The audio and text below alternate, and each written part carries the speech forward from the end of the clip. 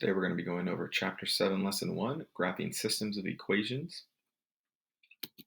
So what we're going to learn in today's lesson is how to determine whether a system of linear equations has 0, 1, or infinitely many solutions, and how to solve systems of equations by graphing.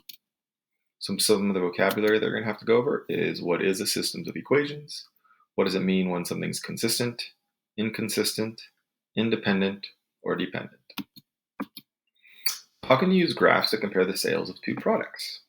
So during the 1990s, the sales of cassette singles decreased, and the sale of CD singles increased. Assume that the sales of these singles were linear functions. If X represents the year since 1991, and Y represents the sales in millions of dollars, the following equations represent the sales of these singles.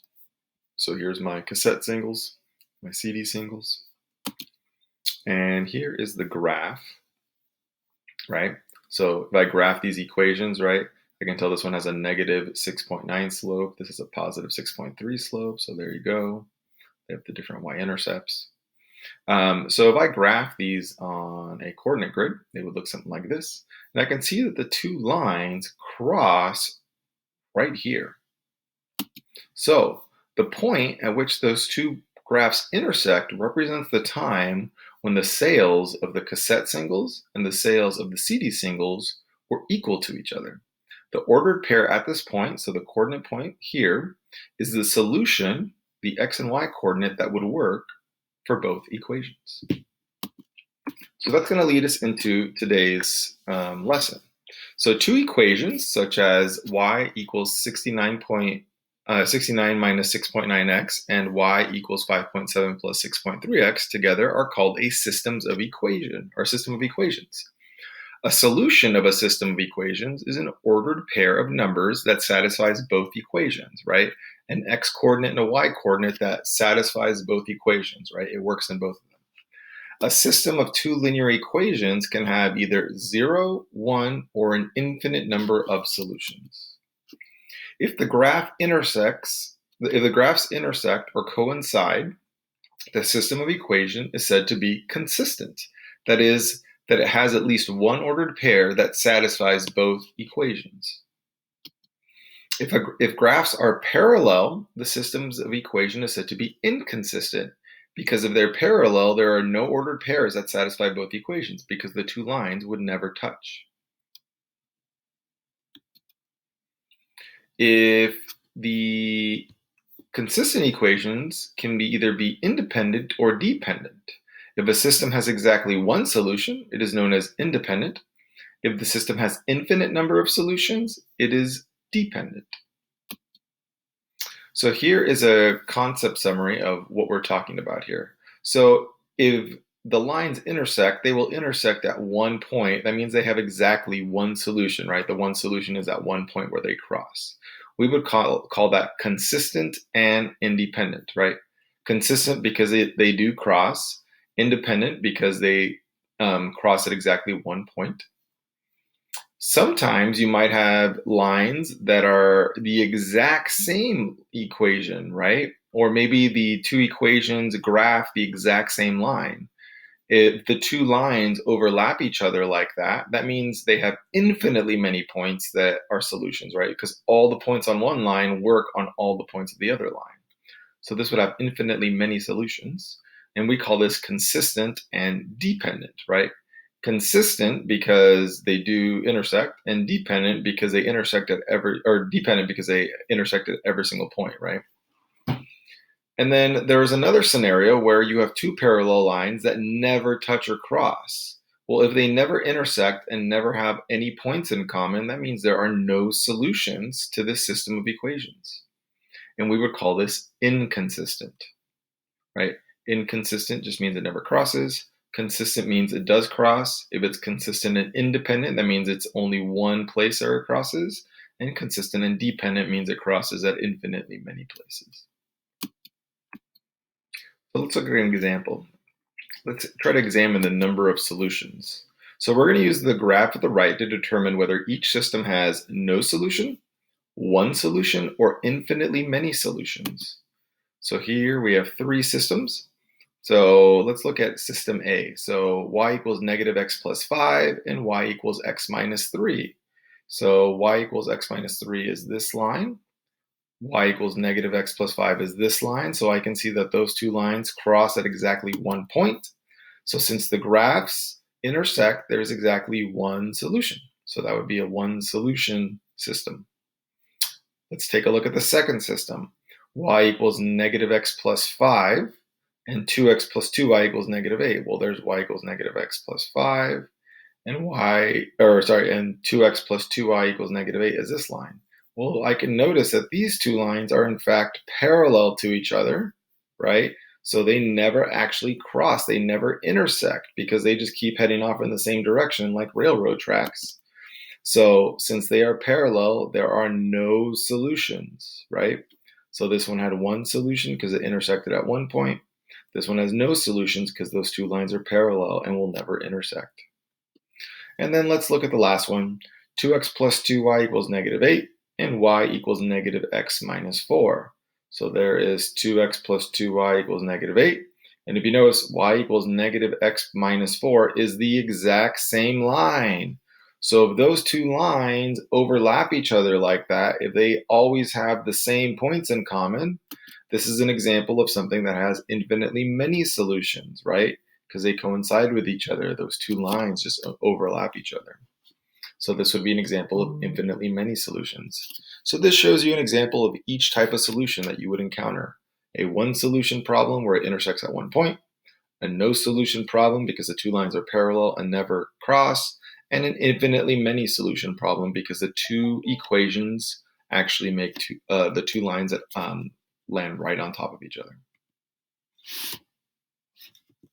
So solving by graphing, one method of systems of equations is to carefully graph the equations on the same coordinate grid. So in the last problems, you were given the graph and asked how many solutions there were.